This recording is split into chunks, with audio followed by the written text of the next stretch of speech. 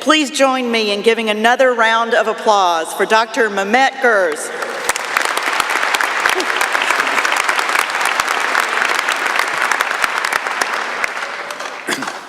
Just give you a moment to take it in.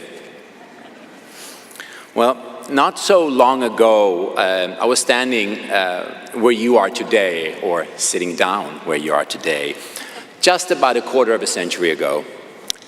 I was a student host of the legendary chef JWU when he got his honorary degree in '92. That memory has stayed with me ever since. Now I'm up here. It is truly humbling. It's an amazing feeling to be back at Johnson & Wales like this. It does make me feel a bit old, but I guess it's okay under the circumstances.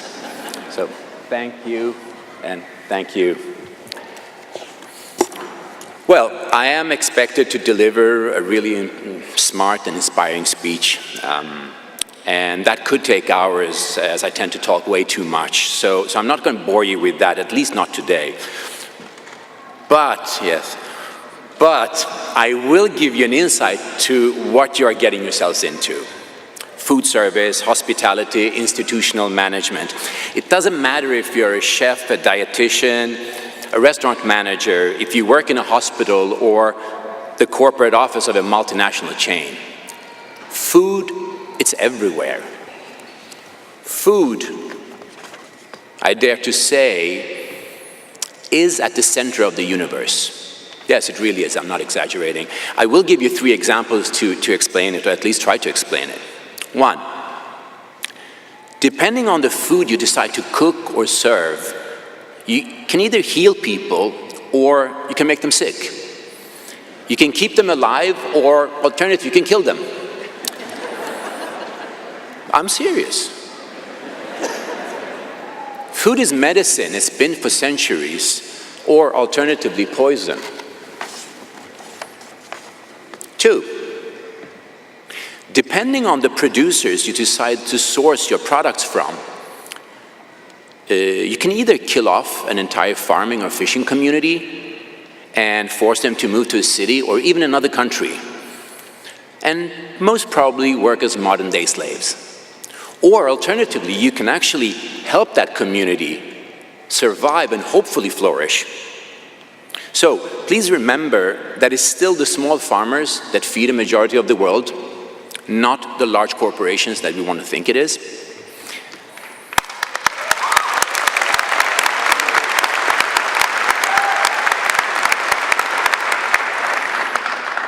Three, depending on the products you decide to use and the variety of it,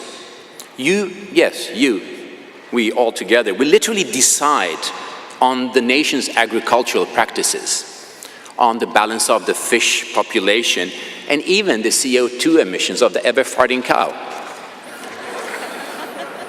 So yes, I am not exaggerating when I say that food is truly at the center of the universe. And the good part is, you have the key to it.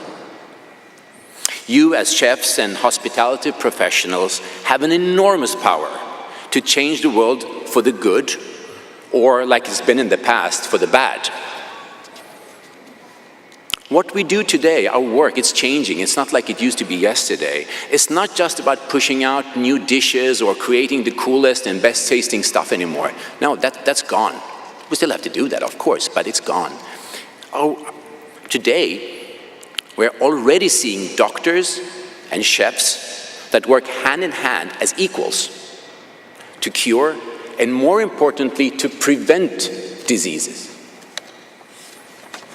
Jose Andres, a fellow chef, has been nominated for the Nobel Peace Prize. Can you believe that? A chef for the Nobel Peace Prize? That's beyond amazing.